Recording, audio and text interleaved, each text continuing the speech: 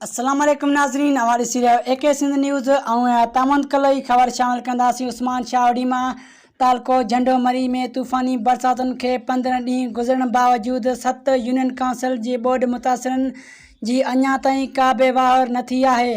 ज़िले इंतिज़ामिया ऐं चूंडियल नुमाइंदनि मुकमल तौर ते ग़ाइब थी विया आहिनि।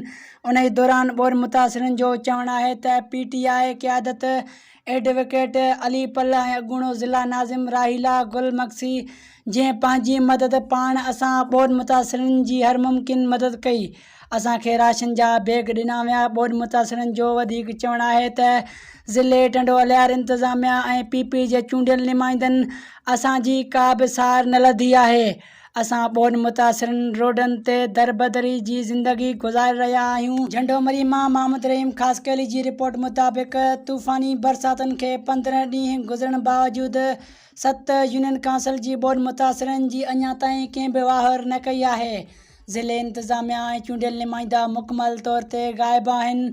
उन दौरान बोर्ड मुतासिरनि जो चवणु आहे त PTI क़यादत एडवोकेट अली पल ऐं अॻूणो ज़िला नाज़िम राहीला गुल मक्सी जंहिं पंहिंजी मदद पाण असां बोर्ड मुतासिरनि जी हर मुमकिन मदद कई आहे ऐं असांखे राशन जा बैग पिणु ॾिना विया।